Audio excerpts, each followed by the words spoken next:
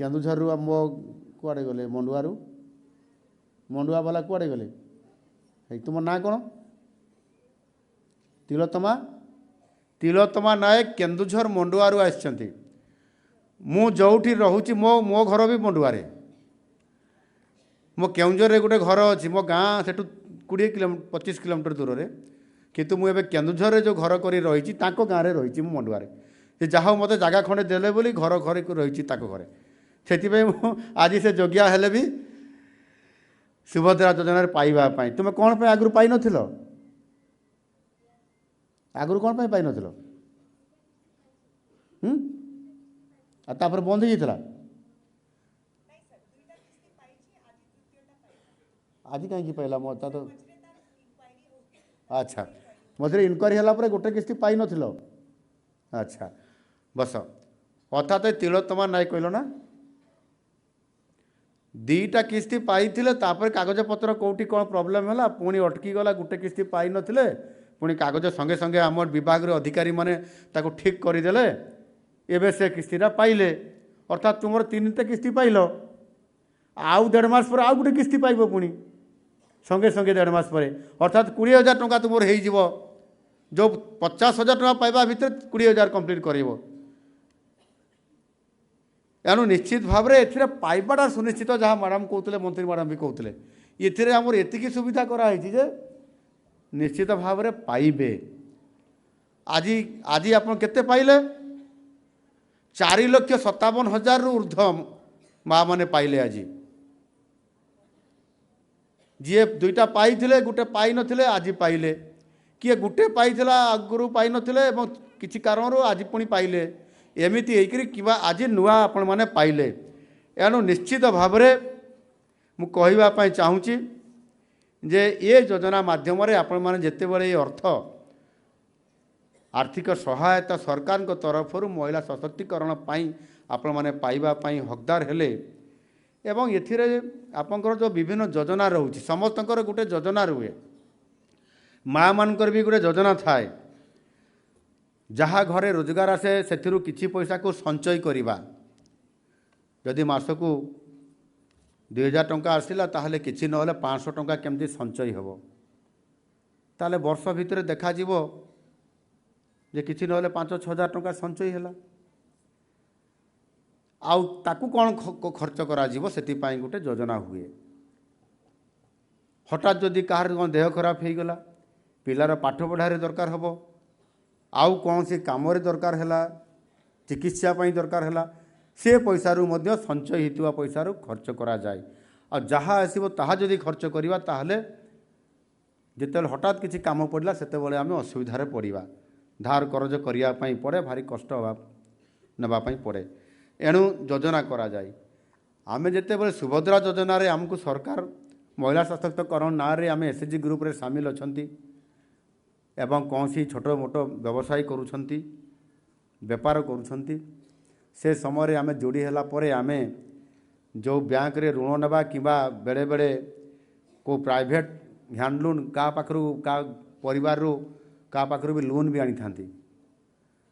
न सुझिले से पुणी इंटरेस्ट बेसी बसईदेव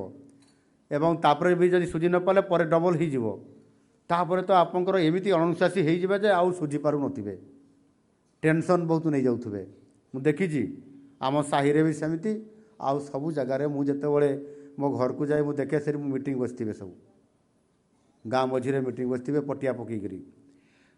तो या द्वारा कौटी ना कौटी बेपार करूँ वाणिज्य करूँ एसएचजी ग्रुप आमे काम करी आमे केमती अधिक रोजगार कर घर को आने चिंता करुवा समय आपंकर नुआ सरकार आसिले एवं नवा सरकार घोषणा करने अनुसार सुभद्रा योजनार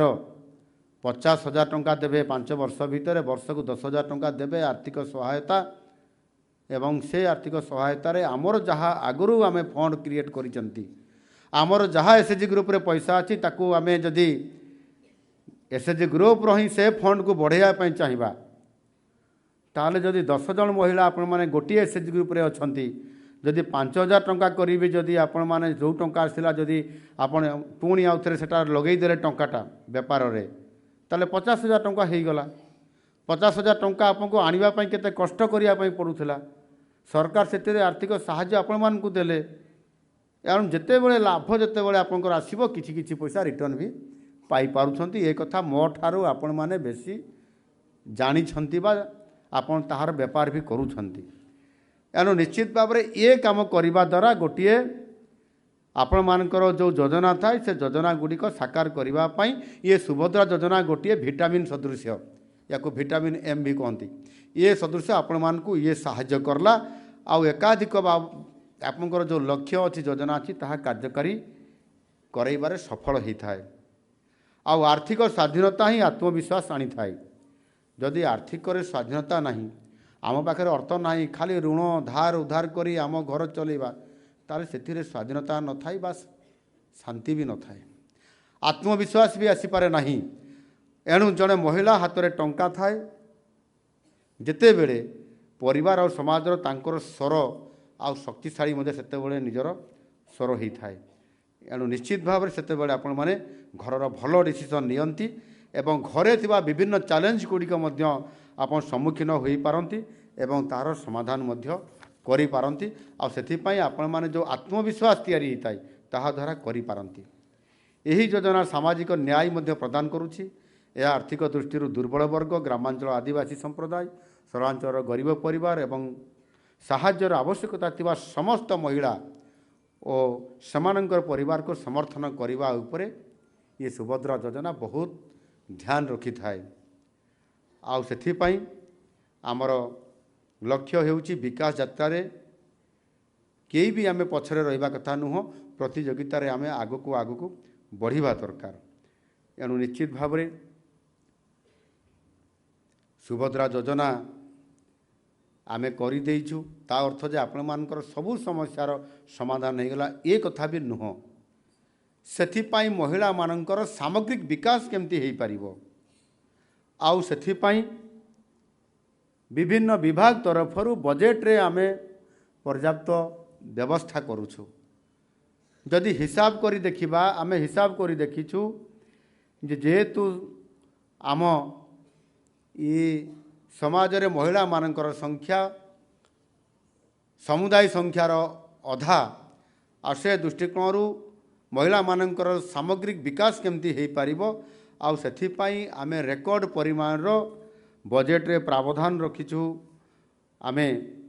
89,862 କୋଟି ଟଙ୍କା,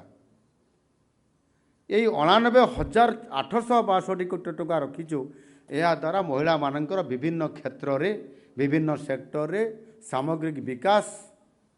କରିବା ପାଇଁ ଇଏ କାମ ମହିଳାମାନଙ୍କ ପଛରେ ହିଁ ଲଗାଯାଉଛି। ଆଉ ଇଏ ବଜେଟ୍ର ସମୁଦାୟ 30% କେବଳ ମହିଳାମାନଙ୍କର ସାମଗ୍ରିକ ବିକାଶ ପାଇଁ ଆମେ ଖର୍ଚ୍ଚ କରୁଛନ୍ତି। ଏଇଟା ଛୋଟ କଥା ନାହିଁ, ଏଇଟା ରେକର୍ଡ଼। ଏମିତି ଏତେ ଟଙ୍କା ମହିଳାମାନଙ୍କର ପାଇଁ ଗତ ସରକାରମାନଙ୍କରେ କେବେ ବି ଏତେ ଟଙ୍କା ଖର୍ଚ୍ଚ କରିନାହାନ୍ତି। ଏଣୁ ଶିକ୍ଷା କ୍ଷେତ୍ରରେ, ସ୍ୱାସ୍ଥ୍ୟ କ୍ଷେତ୍ରରେ, ଗମନାଗମନ, ଜୀବନ ଜୀବିକା ଇତ୍ୟାଦିରେ ଇଏ ସମୁଦାୟ ପଇସା ମଧ୍ୟ ଖର୍ଚ୍ଚ ହେଉଛି ତା ଭିତରେ। ଏବଂ ତା ଭିତରେ ଆଉ ଗୋଟିଏ କଥା ବି ଅଛି, ଯେଉଁଟାକି ମାନନୀୟ ଯଶସ୍ୱୀ ଆମର ପ୍ରଧାନମନ୍ତ୍ରୀ ନରେନ୍ଦ୍ର ମୋଦିଜୀ ଲାଖପତି ଦିଦି ବା ଲକ୍ଷପତି ଦିଦି ବନାଇବା ପାଇଁ ସେ ଲକ୍ଷ୍ୟ ରଖିଥିଲେ। ଆପଣମାନଙ୍କୁ ହେବା ପାଇଁ ସେ ବହୁତ ଉତ୍ସାହିତ କରିଛନ୍ତି, ଦିଗ୍ଦର୍ଶନ ଦେଇଛନ୍ତି, ପ୍ରେରଣା ଦେଇଛନ୍ତି। ଏବଂ ଏ କ୍ଷେତ୍ରରେ ଆମର ଓଡ଼ିଶାର ମା ଆଉ ଭଉଣୀମାନେ ସେମାନେ ମଧ୍ୟ ଲାଖପତି ଦିଦି ହେବାରେ ବହୁତ ବଡ଼ ଭୂମିକା ଆପଣମାନେ ନିଭେଇଛନ୍ତି।